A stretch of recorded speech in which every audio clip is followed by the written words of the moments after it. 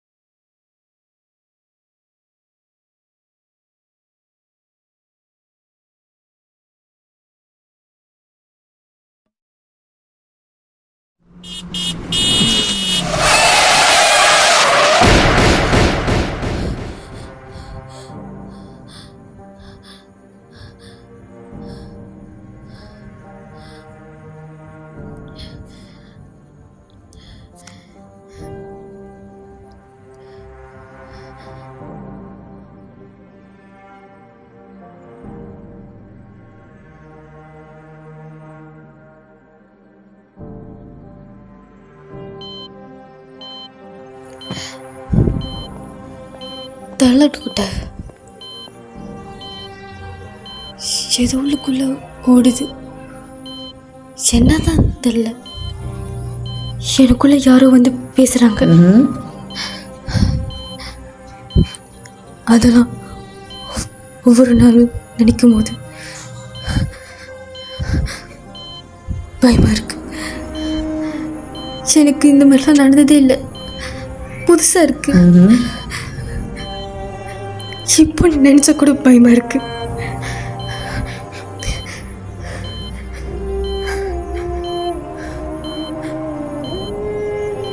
இது என்ன பிரச்சனை சொல்ல முடியுமா? ரெண்டாவது வாட்டி டாக்டர் பார்க்குறேன்.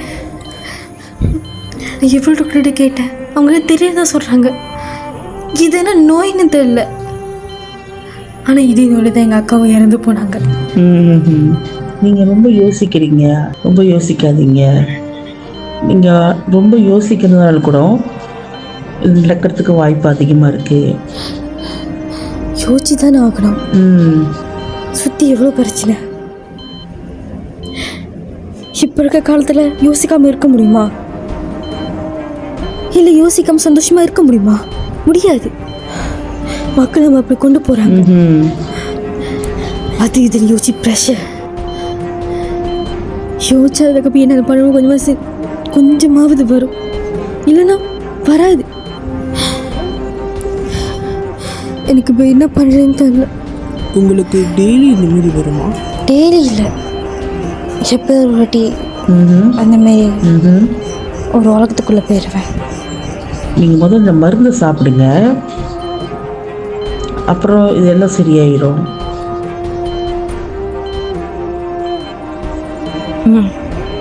சரிங்களா? சரி.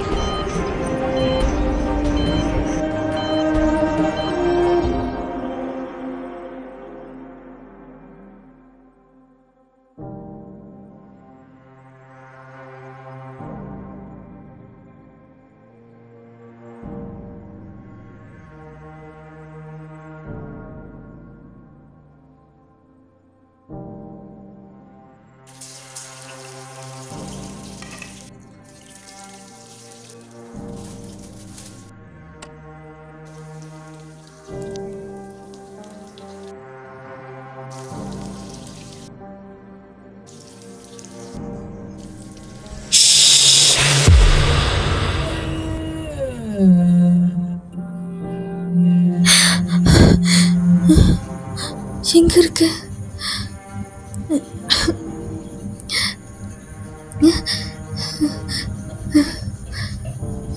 அங்கே எதுவுமே இல்லையா? என்ன இடம் இது? பயமா இருக்கு.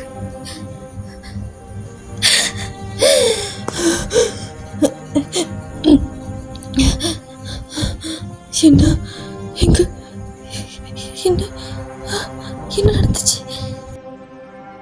தன்னுடைய வாழ்க்கை இப்படி போயிருமான்னு பயந்தா, என்னென்னமோ பண்ணா. ஆனால் யாருக்குமே அந்த நோய்க்கு சொல்யூஷன் கிடைக்கவே இல்லை. தான் அக்கா மாரியே வாழ்க்கை போயிருமான்னு பயந்து துடிச்சா ஒவ்வொரு நாளும்.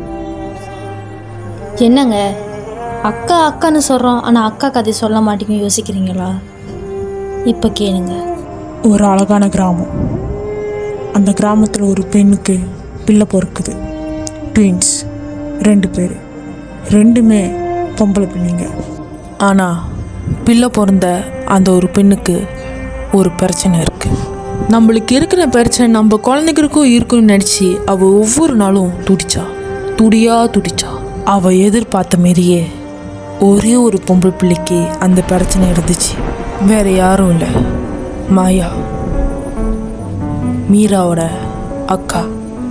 மீராக்கு நடக்கிற விஷயம் தான் மாயாவுக்கு நடந்திருக்கு.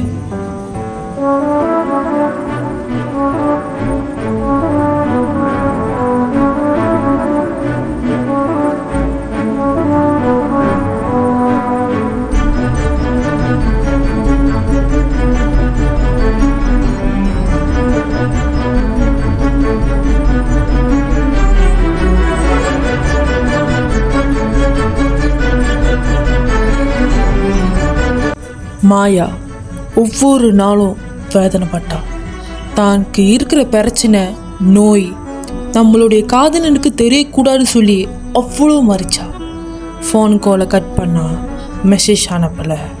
இந்த காதல் இன்னும் போகுமா நிற்குமா தெரியாமே அவள் ரூமில் ஒரு பைத்தியக்காரிச்சு உட்காந்துருந்தா.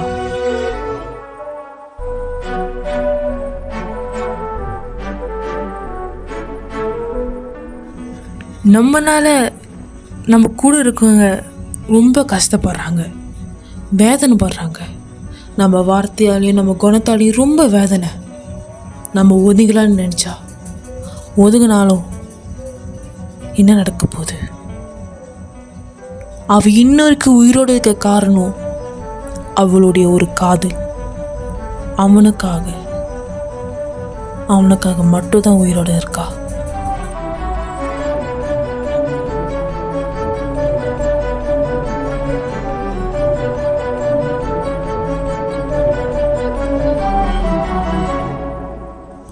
பழகின ஒவ்வொரு நொடியும் கண்ணு முன்னுக்கு வந்து நின்று போகுது.